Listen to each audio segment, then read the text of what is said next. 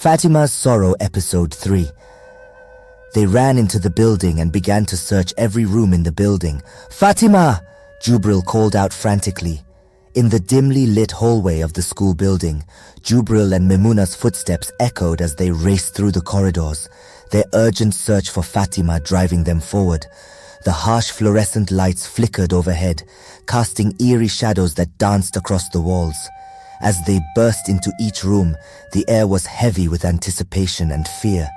The adrenaline coursing through their veins heightened their senses, every creak of a door or rustle of papers sending their hearts racing.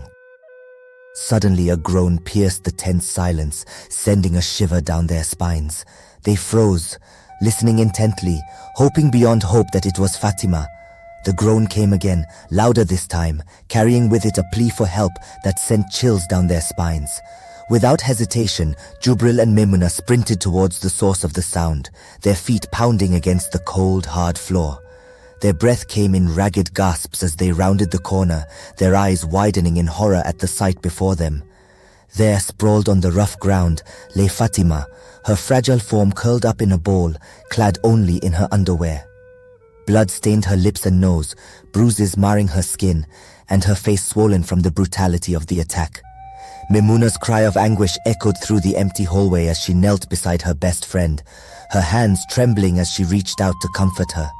Jubril quickly shed his coat, offering it to Memuna to cover Fatima's exposed body, his heart heavy with anger and concern. As Memuna cradled Fatima in her arms, tears streaming down her cheeks, Jubril dashed outside in search of water. He found a well nearby and hurried back with a bottle, the urgency of the situation etched on his face. With gentle hands, Memuna splashed the cool water on Fatima's face, coaxing her back to consciousness. With each precious drop, Fatima's eyelids fluttered open, groaning in pain as she struggled to make sense of her surroundings. When Fatima opened her eyes, she groaned in pain once more. "What happened?" she croaked. Jubril held the water bottle to her lips, and she happily gulped the liquid down. "We don't know. We just found you here and—" Memuna started but couldn't finish her words before breaking down, sobbing. "We will figure that out later. Right now, my priority is to get you home safely," Jubril said. With aching tenderness, Memuna helped Fatima into her creased and dirty uniform, while Jubril staunchly stemmed the flow of blood from her nose. Their hearts ached with the weight of unanswered questions and the rawness of their friend's pain. Fatima looked at Jubril and noticed that he was very worried. She couldn't risk him feeling that way about her, because Jane had been clear. Her hateful words rang out in Fatima's subconscious. Avoid Jubril at all costs, or again face even greater consequences. If Jane and her clique found out that Jubril was with her now, then they would surely make good with their threat. Fatima certainly did not wish this kind of treatment on anyone, much less herself, so she made a decision right there and then. She turned to Memuna. "Please tell him to leave. I don't want to see him right now." Memuna was shocked. "Calm down, Fatima. I know you are in shock." She put her arms around her friend's shoulders and continued in a gentle voice. "Jubril went through so much trouble in searching for you today. Why do you want him to leave when he hasn't done anything wrong?" Although he was hurt, Jubril forced a smile and said, "Don't worry, Memuna. I understand where she is coming from. I will call a cab for you both." He then walked out of the building. "He is a nice guy," Memuna told Fatima, who wasn't really listening because she was feeling very dizzy. "What happened to you?" "It's nothing, Memuna," Fatima replied. She didn't intend to hide things from her best friend, but she had to because of Jennifer. She was sure if she told Memuna what they did to her, she would confront them or even report them to the disciplinary committee of the school. "Why are you always keeping things from me?" Memuna asked angrily. "I'm so sorry, Memuna. Can you please keep this incident a secret from my parents? It would only add fuel to the fire," Fatima pleaded. "What should I tell them when we get to your house?" Memuna asked exasperatedly. Fatima thought for a while. "Just tell them that I fell down," she said, and Memuna looked at her in disbelief before nodding hesitantly. Jubril returned after a while and informed them that a cab was waiting outside the school compound. "Fatima, before you leave, I have just one question." Fatima tensed, but she nodded, so Jubril asked, "Will you at least tell us who did this to you?" Fatima gulped visibly and fear crept into her eyes, but she replied in a small voice, "Jane." Jubril and Memuna gaped at Fatima in shock. Finally, Jubril spoke up in a clipped tone. It was obvious that he was angry. "Let's go, the cab is waiting." And so, as they bundled Fatima into the waiting cab, their hearts heavy with worry and resolve, they knew that the road ahead would be fraught with challenges. But together, they would weather the storm, bound by the unbreakable bonds of friendship and the shared determination to seek justice for their beloved Fatima. "Please don't say anything to Jane because we don't have any concrete evidence to prove her guilt." Memuna pleaded to a fuming Jubril who, after a moment of angry silence, finally sighed and nodded. "I understand. Please take care of Fatima," he said. Memuna nodded and the cab zoomed off in the direction of Fatima's house. But amidst the chaos and confusion, Fatima's voice cut through the haze, her plea for secrecy a stark reminder of the dangers that lurked in the shadows. Fear and determination mingled in her gaze as she begged her friends to keep silent, to protect them from the wrath of those who sought to harm her. In the end, they arrived home safely, but Fatima's ordeal left scars that would take time to heal. The cab arrived at Fatima's family home within a short time, and the girls got out, with Memuna assisting Fatima inside, as her parents were still at work. Memuna suggested helping Fatima to her room, but Fatima insisted she was fine, and urged Memuna to go home, expressing concern for her safety at night. Memuna reluctantly agreed, bidding Fatima farewell with a hug before leaving. Alone in her room, Fatima reflected on the events of the day and the kindness of Memuna and Jubril. She felt grateful to have been rescued from a potentially dangerous situation. However, memories of Jane's cruelty brought tears to her eyes. Aware that she needed to manage her pain, Fatima decided to take a warm shower, have some painkillers, and prepare dinner for her parents. Afterwards, she showered and took her medication before settling into bed, feeling emotionally drained. Later, Hajia Bintu returned home and found Fatima asleep with a fever. Worried, she woke her daughter up and checked on her condition, offering to prepare food for her. Fatima declined, but eventually agreed to eat a few spoonfuls to appease her mother. Despite taking her medication, Fatima found it difficult to sleep due to the disturbing memories of the day's events. Eventually, exhaustion overtook her, and she drifted into an uneasy sleep. Meanwhile, Memuna arrived home to find her mother waiting anxiously.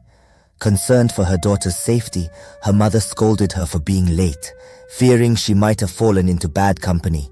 Memuna tearfully explained that she had been helping Fatima, who was sick and alone at home. Relieved and apologetic, Memuna's mother hugged her and praised her for her kindness. Memuna then updated her mother on Fatima's condition and asked her to check on her friend. Her mother agreed and attempted to call Fatima's mother but received no answer. After several attempts, Fatima's mother finally answered and reassured Memuna's mother that Fatima was improving. They exchanged pleasantries and agreed that Memuna would visit Fatima the next day. Memuna's mother relayed the message to Memuna, who felt relieved knowing her friend was doing better. Memuna arrived at school early the next day, intending to report the incident to the school authorities and investigate what happened to her friend the previous day. However, before she could act, the daily assembly began. During the assembly, the principal made a surprising announcement, calling Jane and her clique to the stage. He revealed that they had been accused of bullying a student and would be placed in detention until the matter was investigated. This news shocked the students, especially considering Jane's reputation. After the assembly, Memuna contemplated reporting the incident to the principal, but decided against it, not wanting to cause more trouble for her friend Fatima. Later, Jubril approached Memuna and asked about Fatima's well-being. They discussed whether to report the bullying incident to the principal, but Memuna was hesitant, respecting Fatima's wishes. Despite Memuna's objections, Jubril decided to report the matter to the principal. He narrated the incident, and the principal assured him that he would handle the situation. The principal then summoned Jane and her clique to his office for questioning. Despite Jane's denial, the principal was determined to uncover the truth and warned them of consequences if found guilty. After school, Memuna and Jubril visited Fatima's house. They found it unlocked but empty. Inside, they discovered Fatima asleep in her room. Memuna woke her, and Fatima revealed that she had attempted suicide due to personal struggles. Memuna tried to comfort Fatima, who insisted on being left alone. Jubril apologized for any pain he had caused, and Fatima forgave him but asked him to leave. Later at home, Jubril's mother asked about Fatima, and Jubril expressed his liking for her, though he was unsure about rushing into marriage. However, he changed the subject to avoid further discussion. The next morning, Fatima woke up tired but managed to complete her chores, get ready for school and head out. Surprisingly, her mother, Hajia Bintu, found her already dressed and expressed concern about her health. Fatima reassured her mother that she was feeling better and received some money for lunch and transport. At the school gate, Fatima encountered Jane, who threatened her into silence about the incident in the uncompleted building. Trembling with fear, Fatima complied and went to join the assembly. Afterwards, she was summoned by the principal, suspecting the reason why. In the principal's office, Fatima lied, claiming she attempted suicide due to frustration with her illness. The principal, though skeptical, accepted her story but instructed her to inform her parents and promised not to involve them. Relieved, Fatima left the office, feeling better knowing Jane would leave her alone. During break, she confided in Memuna about the encounter with the principal. Jubril, attempting to reconcile, offered Fatima a gift, but she rejected it, leading Memuna to intervene and accept it on Fatima's behalf. Meanwhile, Jane, witnessing the exchange, grew jealous and concocted a plan to smear Fatima's reputation by spreading rumors of her seducing Jubril. The rumor spread throughout the school, causing turmoil among the students. Later that afternoon, the principal addressed the final year students, providing them with their exam timetable for examination, which was starting in 2 weeks' time, and advising them to excel. The students were thrilled at the prospect of leaving school soon and prepared for their upcoming exams.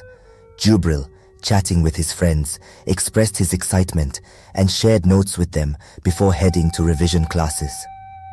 As the excitement of the upcoming exams filled the air, Fatima couldn't help but feel a sense of dread gnawing at her insides. She knew she had to focus on her studies, but the rumors swirling around her made it nearly impossible to concentrate. In the midst of all the chaos, she found solace in the library, burying herself in her books in an attempt to block out the whispers and stares that followed her everywhere she went. But even there, she couldn't escape the feeling of being watched, of being judged.